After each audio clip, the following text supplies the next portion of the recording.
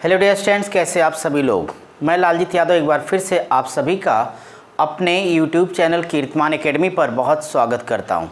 Friends, आप लोग अच्छे हैं ना, स्वस्थ हैं, सब कुछ ठीक ठाक चल रहा है भाई। और पढ़ाई लिखाई क्या हाल चाल है? सब बढ़िया चल रहा है, चलिए बहुत अच्छा। तो अगर आप लोग अच्छे हैं तो मैं भी अच्छा हूँ, और अगर हम दोनों अच्छे हैं तो काम होना चाहिए। ठीक है भाई, चलिए काम की शुरुआत करते हैं। हम लोग अपनी क्लास के अंतर्गत क्या पढ़ रहे हैं इस वक्त? साधारण ब्याज पढ़ रहे हैं, यानी सिंपल इंटरेस्ट SI। इस पर आपको अभी तक हमने जो क्लासेस ले ली हैं, 4 क्लास आपकी हो गई है और चारों क्लास आप तक पहुंच गई है। चलिए आज हम लोग अपने पार्ट 5 यानी 5वें क्लास को स्टार्ट करने चल रहे हैं। ठीक है, अभी तक फ्रेंड्स हम लोगों ने जो क्वेश्चन सॉल्व किए हैं, तो आपने देखा होगा कि अपनी पिछली क्लास में हम लोगों ने क्वेश्चन नंबर 27 तक का सॉल्व किया है। तो आज की क्लास के स्टार्ट हम लोग कहाँ से करेंगे? क्वेश्चन नंबर 28 से करेंगे, यानी 28वें सवाल से करेंगे। ठीक है, चलिए अब मैं पहले इसे कंप्लीट करूंगा, फिर आगे की बातें होती रहेंगी। तो आज हम लोग अपने क्लास को शुरू करेंगे क्वेश्चन नंबर 28 से 28 नंबर। चलिए कॉपी और पेन निकालिए आप लोग, 28वां सवाल लिखना शुरू करिए। यहाँ लिखा है कि ए ने 600 रुपये की धनराशि, तो ए ने 600 रुपये की धनराशि 600 रुपये की धनराशि बी को तथा एक धनराशि बी को तथा एक धनराशि सी को SI यानी सिंपल इंटरेस्ट की 8.1/3% वार्षिक दर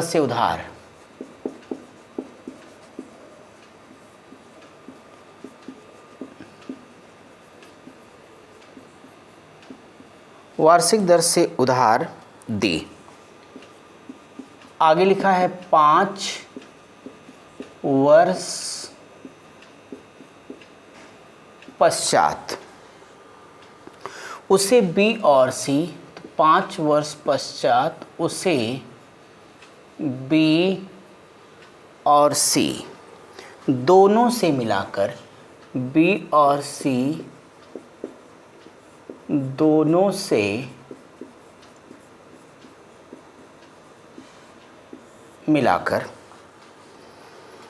कुल 400 रुपये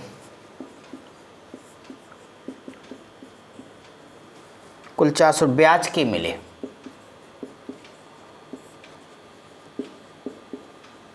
ठीक है भाई, ए द्वारा सी को, तो ए द्वारा सी को उधार दी गई धनराशि कितनी थी? ए द्वारा सी को उधार दी गई धनराशि कितनी थी?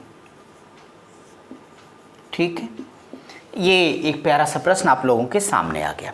क्वेश्चन तो आप सभी ने देख लिया, पढ़ा भी आप सभी लोगों ने। ठीक है फ्रेंड्स, तो आप सभी लोगों को बाकी वही चीज़ें फिर से आपको क्लियर है कि हमारे जिस भी विद्यार्थी ने पिछली क्लासेस नहीं देखी वो देख लेगा, और साथ ही साथ वीडियो के डिस्क्रिप्शन में आपकी व्हाट्सएप की लिंक और टेलीग्राम की लिंक है। तो PDF पाने के लिए अगर आपके पास नहीं तो आप ग्रुप को ज्वाइन कर लीजिए, कुछ नहीं करना है, एक बार क्लिक करना, सीधे ग्रुप में आप ज्वाइन हो जाएंगे, तो वहाँ से आप PDF ले लेंगे। फिलहाल एक क्वेश्चन मैंने आपके लिए लिख दिया, अब आप मेरे साथ इस क्वेश्चन को डिस्कस करिए, समझिए। देखिए कितना प्यारा सा प्रश्न आपके एग्जाम का पूछा हुआ प्रश्न है, ये कोई नया सवाल नहीं है। ये कह रहे हैं कि ए ने 600 रुपये की धनराशि बी को, ठीक है, तो यानी ए एक व्यक्ति है जो उधार दे रहा है 600, किसको? बी को। ये बात कन्फर्म है। एक धनराशि मतलब ये धनराशि कितनी है, यहाँ पे ये मामला क्लियर नहीं है। सी को SI की 8 से 1/3%, तो 8 से 1/3 को तोड़ लो, तो चलो बाद में तोड़ दे, 8 3 24 से 25/3 आएगा। इस दर से उधार दिया। 5 वर्ष पश्चात बी और सी दोनों से मिलाकर कुल 400 रुपये ब्याज के हमें प्राप्त हो रहे हैं। तो सवाल ये कि ए द्वारा सी को उधार दी गई धनराशि कितनी थी, ये मेरा प्रश्न है। क्वेश्चन आपको समझ में आया? यानी आपको क्वेश्चन ये समझना है कि यहाँ पर एक व्यक्ति ए है, और इस व्यक्ति ए ने उधार दिया, तो ए ने उधार दिया, किसको उधार दिया, बात करते हैं हम लोग आपस में। अगर यहाँ उधार देने की बात करूँगा तो ये दो लोगों को उधार देगा, एक तो बी है और दूसरा सी है। डियर स्टूडेंट्स, बी को कन्फर्म 600 रुपया दिया मतलब दिया, यहाँ टेंशन नहीं है। सवाल ये है सी को कितना दिया, तो ये हमें फाइंड करना है। अब देखिए कैसे लगेगा। यहाँ से आप सबों ने गौर किया तो जो हमारे पास टी था वो 5 ईयर था, कोई दिक्कत नहीं हमको। आपको रेट ऑफ इंटरेस्ट बताया गया, तो देखो इसको तोड़ो, 8 त्रिक 24 एक 25/3 आएगा। आप इस बात से एग्री हैं? साथ ही साथ एक अच्छी बात और है फ्रेंड्स, वो ये है कि दोनों का एसआई, तो यहाँ से कह देना चूँकि बी और प्लस सी का एसआई बराबर 400 ये दिया है। यहाँ तक की बात तो क्लियर है आपको। अब देखो सवाल क्या है, अगर हमें सी को कितना धन उधार दिया ये बताना है, तो P बराबर हम लोगों ने पढ़ा हुआ ऐसे केस में कि C का P बराबर, तो C का P बराबर SI इंटू 100 अपान R इंटू T के। अब देखो ना कि अगर हमें ये चीज़ें फाइंड करनी है तो कम से कम एक चीज़ तो क्लियर है कि R हम पहले से जानते हैं, हमें कोई दिक्कत नहीं। टी हम पहले से जानते हैं मेरे भाई, आप यहाँ पर भी श्योर हैं। आपको क्या नहीं पता है, एसआई किसका, सी का। अगर सी का एसआई पता होता तो हम कब का आंसर निकाल लेते। तो ऐसे केस में हम क्या करेंगे, सबसे पहले एसआई निकालना चाहेंगे। देखो ये 400 एसआई है, तो बी और सी दोनों का है। क्या मैं यहाँ से बी का एसआई निकाल दूँ? बी का एसआई निकाल करके 400 में से घटा दूँ मैं, जो बचेगा सी का बचेगा, आते ही मेरा आंसर आ जाएगा। तो यहाँ से मैं आपके लिए निकालता हूँ बी का एस आई बराबर पी आर टी, तो पी हो जाएगा 600 गुणे आर है 25/3 पी आर टी बटे 100, और समय दिया गया है 5%। आप सबको कोई संकोच नहीं होना चाहिए, 300 होगा और 300 दूनी 600 होगा। देखो 25/5 125 दूना 250 रुपया। अब आप ही लोग हमें बताइए कि अगर कुल 400 रुपये का एसआई है, कितने का भाई, 400 का है, उस 400 एसआई में से 250 रुपया को माइनस कर दो, क्योंकि यह बी का है, इसलिए सी का जो एसआई निकल के आएगा 150 आएगा। क्या आप मेरी बात से एग्री हैं, सहमत हैं मेरे भाई? बिल्कुल यही होना चाहिए। अब थोड़ा ताव में आ जाओ, ठीक है, आंसर बताता हूँ। क्या बताओगे, बराबर एसआई 150 हो जाएगा, इंटू 100 होगा, और बटे आर का मान देखो 25/3 है ना, तो 3 ऊपर चला जाएगा 25, और गुणे, तो यहाँ पे जो टी का मान कितना है 5 है, और गुणे यहाँ पे मैं 3 कर देता हूँ, ठीक है, कोई दिक्कत तो नहीं आपको। 25 छक मैं यहाँ से 150 कर देता हूँ, और 5 से कर देता हूँ 5 विषयम 100 के, है ना, तो 6 20 3 इनका आपस में गुणा कर देना है, तो 6 अदूनी 12 12 3 36 360 यानी 360 रुपये हमारे इस क्वेश्चन का करेक्ट आंसर आएगा।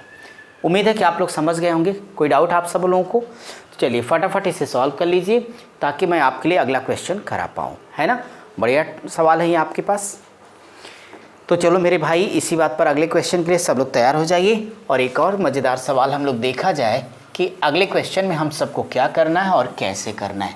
अच्छा एक बात और सब लोग बताते रहिए, तैयारी आप सबकी बढ़िया चल रही है ना भाई? बिल्कुल तैयारी से बच्चों कोई समझौता मत करिएगा, क्योंकि वो आपकी मंजिल को एक दिशा देगा, एक स्थान। और साथ ही साथ प्रैक्टिस तो ज़बरदस्त आप सबको करनी है, इस नाते प्रैक्टिस से भी कोई कंप्रोमाइज़ मत करिए, लेकिन ये कॉन्सेप्ट आप सीखते जाइए, साथ ही साथ कोई दिक्कत हो तो बताते जाइए। और ये बार बार मैं कहता हूँ ना कि आपको देखने के साथ साथ कमेंट करना बिल्कुल नहीं भूलना है, इसी बात पर अगला सवाल लिखना है। अब मैं अपने फ्रेंड्स के लिए क्वेश्चन नंबर 29 लिख रहा हूँ यहाँ पे। तो देखो 29 नंबर का प्रश्न क्या है, लिखा एसआई पर निवेशित, सवाल लिखो एसआई पर निवेशित, ठीक है, इन्वेस्ट है, निवेशित कोई धनराशि 5 वर्ष के अंत में, तो कोई धनराशि 5 वर्ष के अंत में, 5 वर्ष के अंत में 306 रुपये हो जाती है। तो 306 रुपये हो जाती है, ठीक है। यदि ब्याज मूलधन के, तो यहाँ पे आगे लिखना, यदि ब्याज मूलधन के 9/25, मूलधन के 9/25 भाग के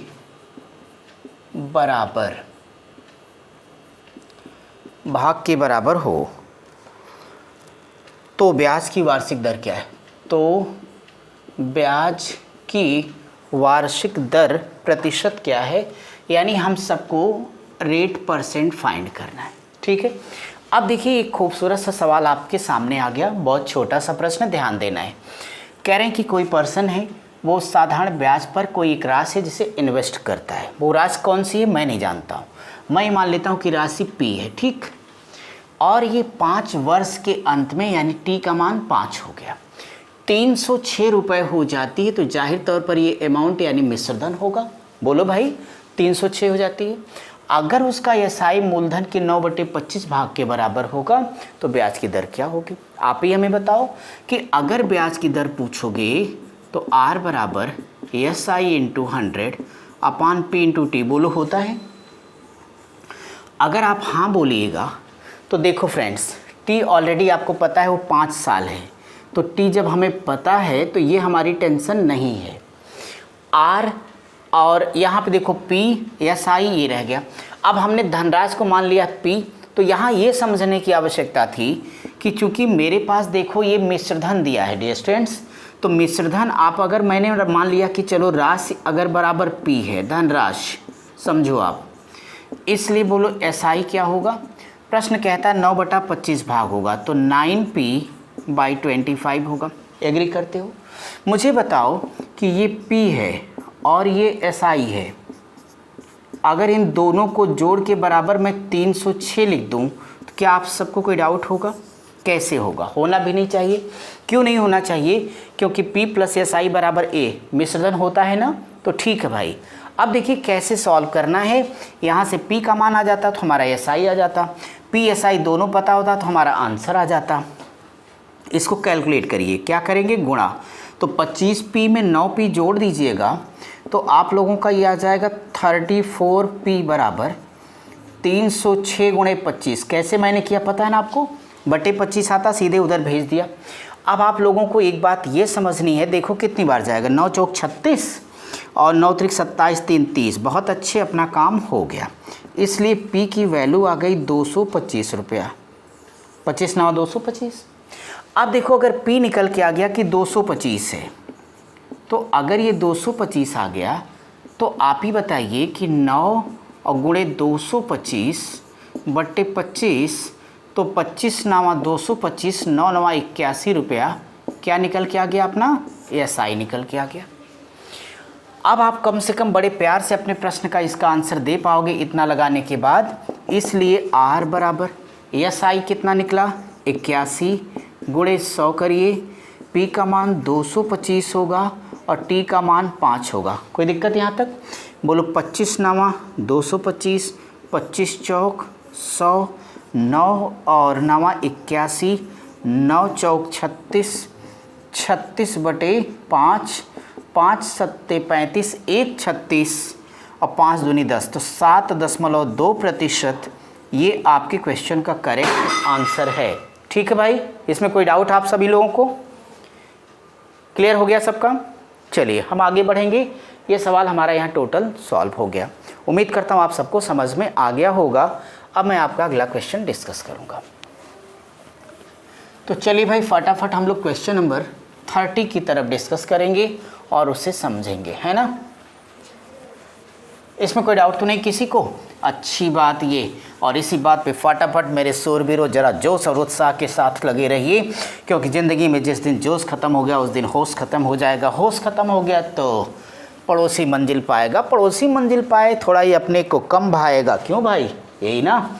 इसलिए आगे बढ़ेंगे हम लोग। और मैं अपने फ्रेंड्स के लिए क्वेश्चन नंबर 30 एक वेरी वेरी इंपॉर्टेंट, साथ ही साथ ये नेक्स्ट टाइप का क्वेश्चन क्या है लिखता हूँ। SI की किसी दर से शुरू हो जाओ, तो SI की किसी दर से 1200 रुपये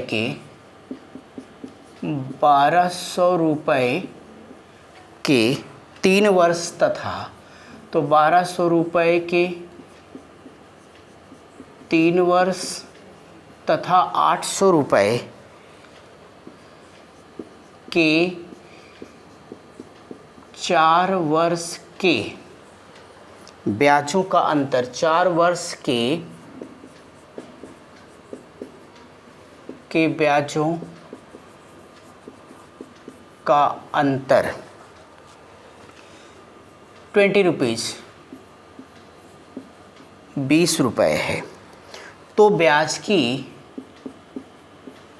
की वार्षिक दर प्रतिशत, यानी सीधी बात है हमें R का परसेंट फाइंड करना है। ठीक है, ये देखिए आप सब लोगों को इस क्वेश्चन को अपना एक इम्पॉर्टेंट कर लेना है और इसे समझना है। मैं बताऊं, अगर इन क्वेश्चन के बारे में बात करता हूं तो SI की किसी दर से, वो तो तय हो गया कि हमें R को बताना है। क्यों भाई, क्लियर है सबको?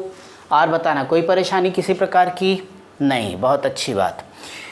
तो कहते हो कि 1200 रुपये के 3 वर्ष, अच्छा लगा, 800 रुपये के 4 वर्ष के ब्याजों का क्या है ये अंतर, कितना है 20 रुपये। तो फिर कहते हैं रेट ऑफ इंटरेस्ट क्या होगा। देखिए ना, क्या आप सबको नहीं लगता कि SI1 और माइनस SI2 बराबर 20? बोलिए, एग्री करते हैं आप लोग?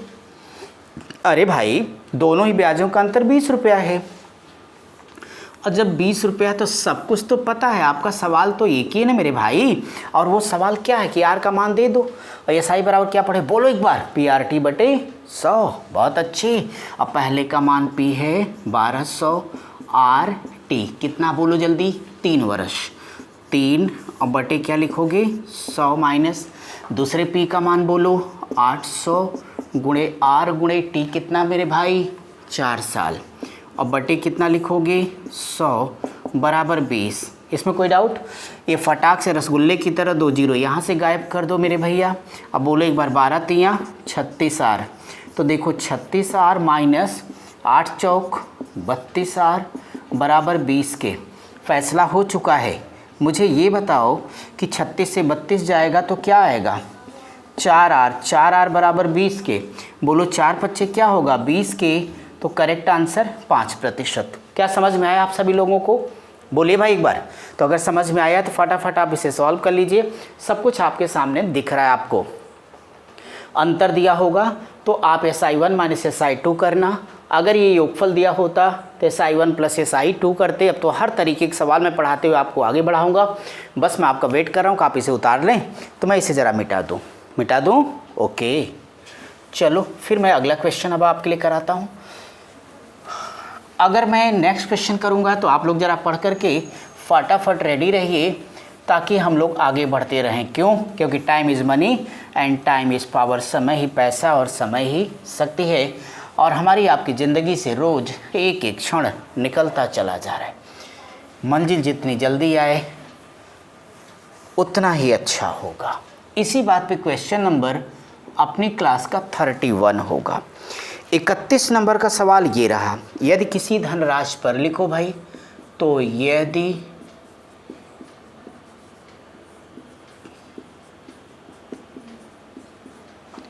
किसी धनराशि पर 7 सही 1/2%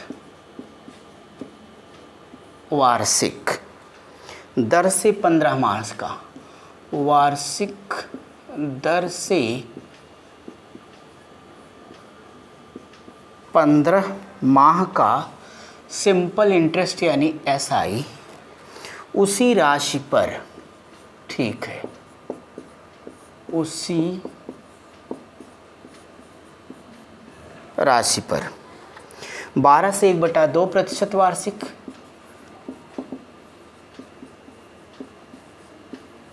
12 से 1/2% वार्षिक दर से 8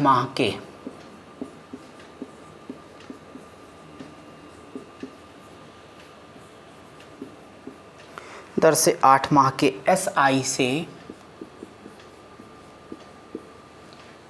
से रुपये 32.50 ₹32.50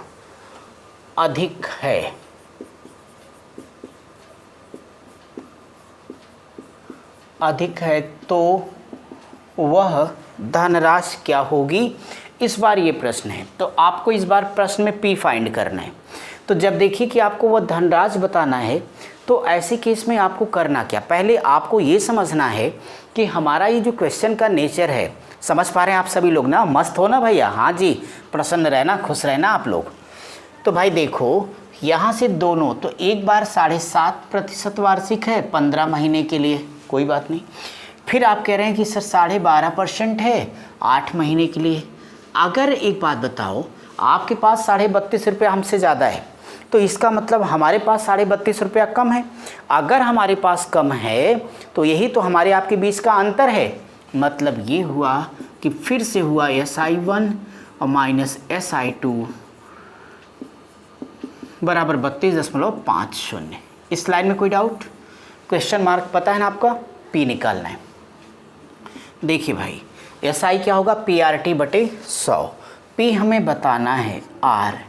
पहला R है 7 दूनी 14 15/2, तो यहाँ लिखना 15/2 गुणे, ये देखो 15 महीना, क्या सिखाया हूँ कि अगर वो महीने में दिया जाएगा तो T को हमेशा वर्ष में रखना है, तो महीनों की संख्या बटे 12, तो यहाँ हो जाएगा 15/12, तो ये हो गया PRT बटे 100, तो यहाँ 100 कर देता हूँ, माइनस P तो वही रहेगा, R का मान आपके देखो 12.5, तो मतलब 12 दूनी 24 25/2, यही ना, तो ये मैंने कर दिया 25/2 गुणे 8 महीना है, तो ये हो जाएगा 8/12 और गुणे 100 तो रहेगा, बराबर आएगा 32.50। कोई दिक्कत आपको, फटाफट तोड़ फोड़ मचाइए, तो आराम से P बराबर आपका आ जाएगा 3120 रुपये। क्लियर आंसर है।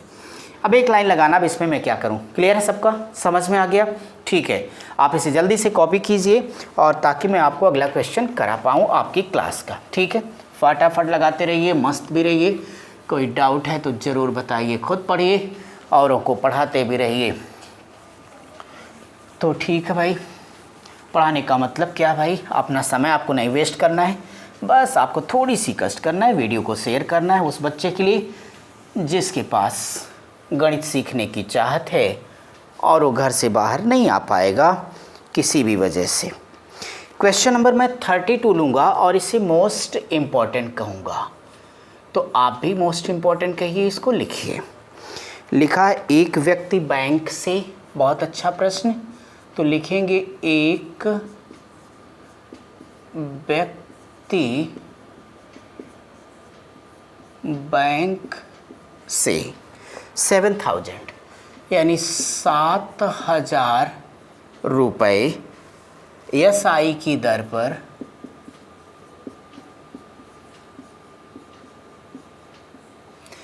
पर उधार लेता है।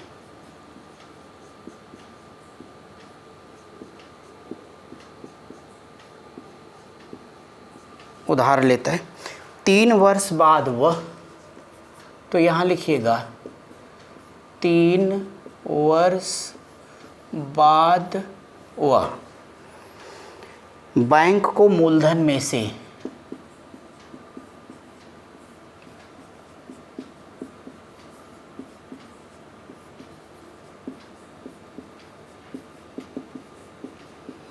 बैंक को मूलधन में से 3000 रुपये लौटा देता है।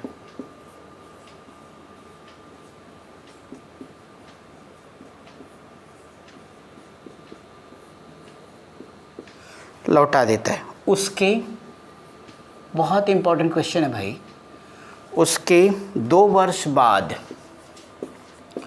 ठीक है, उसके 2 वर्ष बाद वह बैंक को, 2 वर्ष बाद वह बैंक को 5450 रुपये 5450 रुपये देकर अपना सारा हिसाब देकर अपना सारा हिसाब बराबर कर लेता है, बराबर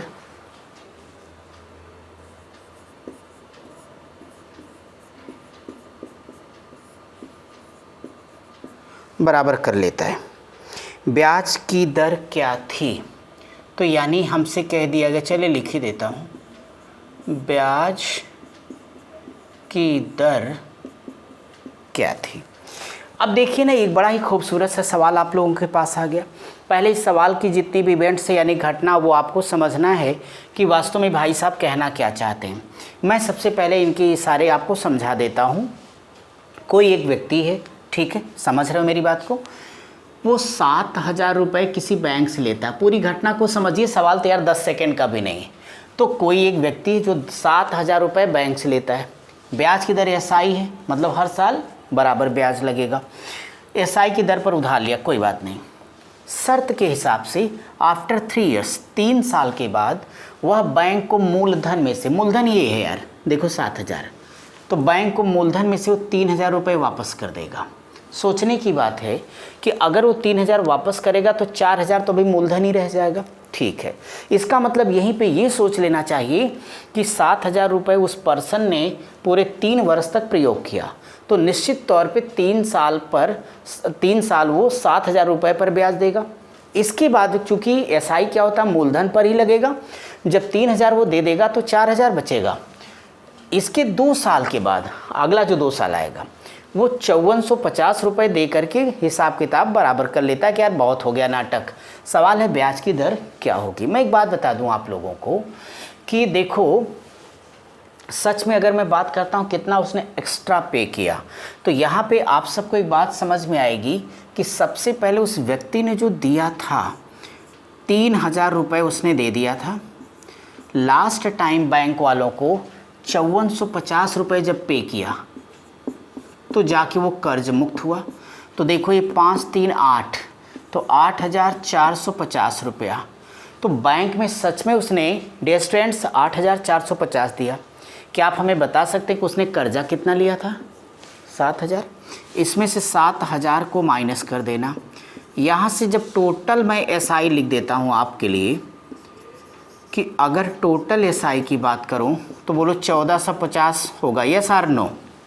होगा ना, ये 1450 रुपये होगा। एक बात बताना, जो मूलधन है, तो यहाँ मैं लिख देता हूँ शेष मूलधन।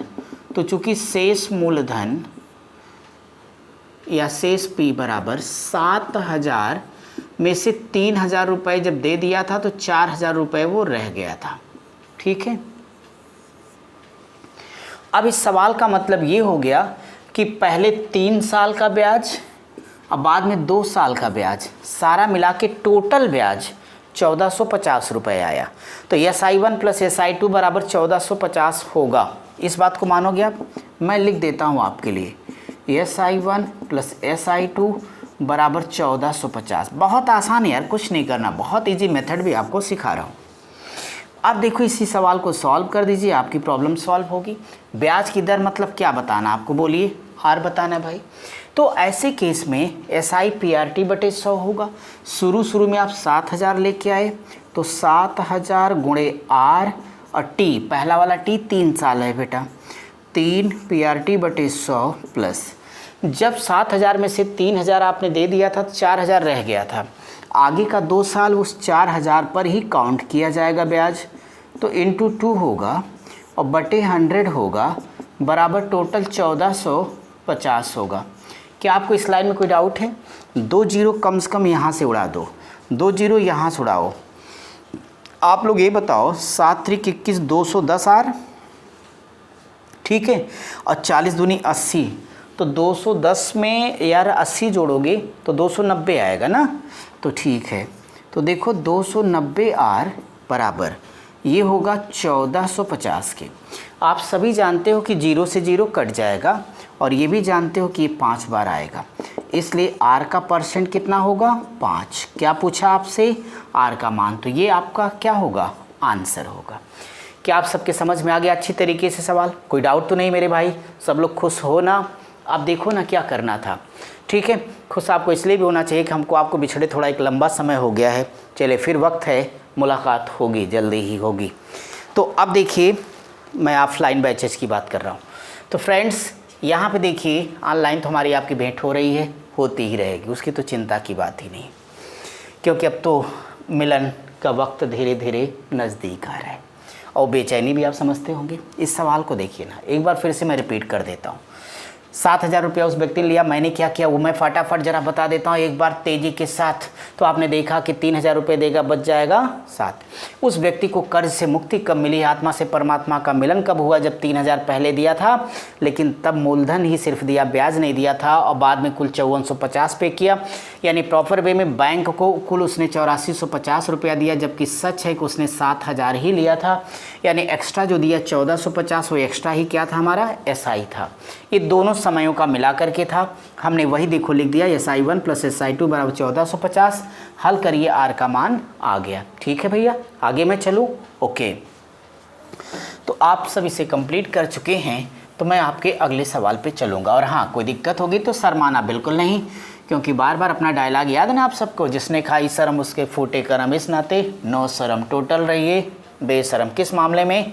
पढ़ने के मामले में, समझने के मामले में। बाकी जगह आपको संस्कार का, मर्यादा का पालन करना है, अपने से बड़ों की सदा इज्जत करनी, छोटों को दुलार प्यार देना है, सभी की मर्यादा को पहचानते हुए आगे बढ़ते रहना है, तभी आपके जीवन का उद्देश्य पूरा होगा। चलो, इस ज्ञान दर्शन के साथ क्वेश्चन नंबर 33 हम डिस्कस करेंगे, और ये देखेंगे कि 33वां सवाल क्या है आप सबके लिए। चलिए फटाफट देखिए 33।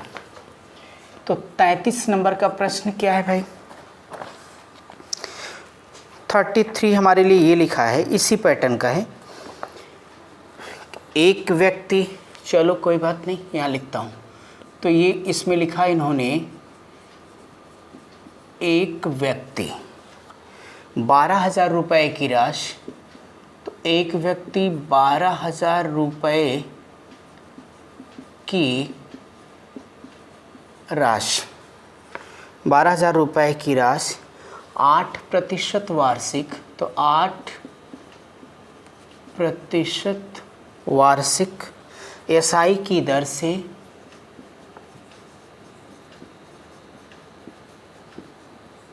SI की दर से बैंक से कर्ज लेता है। ठीक,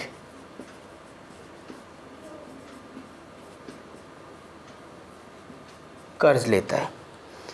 3 वर्ष बाद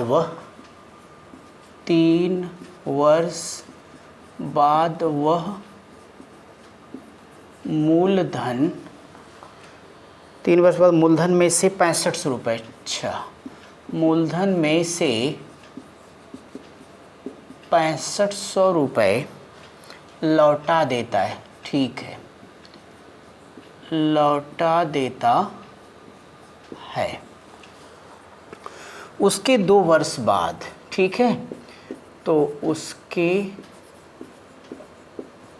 2 वर्ष बाद वह बैंक को, थोड़ा सा डिफरेंट है पिछले से, वह बैंक को कितना रुपया दे, वह बैंक को कितना रुपया दे ताकि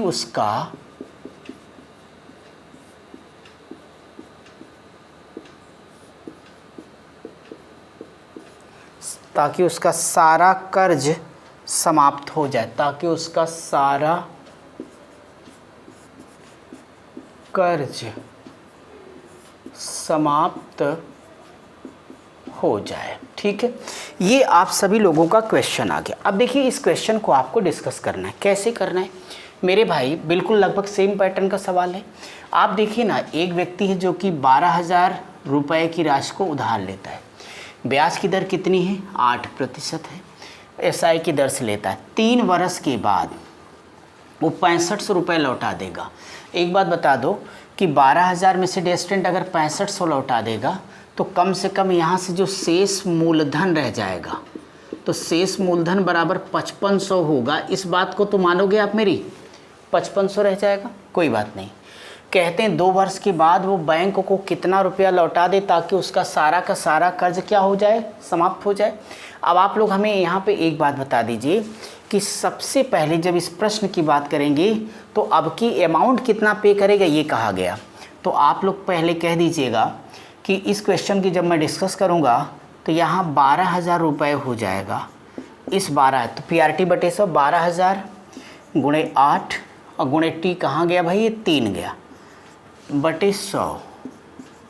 टोटल हम SI यहाँ से निकाल रहे हैं, तो ये जो SI टोटल लिख दीजिएगा, कोई बात नहीं है, बराबर प्लस 12,000 में से 6500 लेने के बाद 5500 बचा था। तो इस 5500 रुपये पर ब्याज की दर जो उसको लगानी है, तो ब्याज की दर तो आपकी वही रहेगी सेम, 2 साल है, तो यहाँ पे 8 और गुणे 2 हो जाएगा बटे आपका ये 100 आ जाएगा। यहाँ तक कोई दिक्कत तो नहीं आप सबको? तो अब आप लोगों को एक बात समझना है कि 6500 तो दिया ही, बाकी अभी बताता हूँ आपको। तो कम से कम 2 जीरो आप लोग इससे कैंसिल कर लो।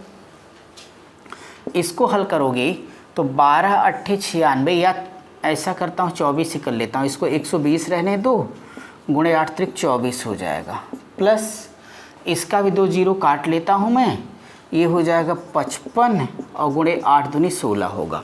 थोड़ा कैलकुलेट करो तो सब लोग, तो ये देखो 0 हो जाएगा। अब 12 चौका 48 होगा, कैरी 4 होगा, 12 दूनी 24 और 24 4 कितना होगा 2880, ये हो गया। और प्लस देखो 16 25 80, 80 तो 0 हासिल 8 और 16 25 80 8 88 आ जाएगा। तो टोटल जो SI निकल के आएगा फ्रेंड्स वो इतना होगा। 0 से 0 ऐड कर देना, यहाँ से देखो 8 से 8 जोड़ोगे तो 8 8 कितना होगा 16 हो जाएगा, और फिर 8 8 16, 16 1 17 हो जाएगा, और 17 हो गया ये, और साथ ही साथ अपने पास 2 1 3 हो जाएगा। ये टोटल SI देना होगा। अब डियर स्टूडेंट आपका जो क्वेश्चन था उसका आंसर तलाशो। मेरी बात देखो कि जब आपने 6500 दे दिया था उसके बाद मूलधन ही 5500 रह गया था, तो 5500 रुपया तो आपको ये देना ही देना होगा। साथ ही साथ आपने 6500 दिए थे बट ब्याज नहीं दिया था, वो ब्याज यानी ये वाला ब्याज 2880 पिछला, ये वाला ब्याज, और साथ ही साथ जो एक्स्ट्रा 5500 का ये वाला ब्याज, अर्थात ये टोटल ब्याज आपके ऊपर उधार था। तो आप इसे लाके जोड़ दीजिएगा 3760, और ये आपका आंसर हो जाएगा। तो 0 हो गया 6 और 7 5 12 हो गया, 5 3 8 1 9, यानी आप 9260 रुपया दे देंगे तो पूरी तरह से कर्ज मुक्त हो जाएंगे। क्या ये सवाल भी आप सबके समझ में आ गया भाई? ठीक है, चलिए तो मैं ये सोच रहा हूँ कि आज की क्लास यहीं तक रखा जाए। हम आपसे मिलते हैं आपके अगले क्वेश्चन में, और अगला क्वेश्चन आपका 34 होगा। तब तक आप सब पढ़ते रहिए, स्वस्थ रहिए, मस्त रहिए। Thank you.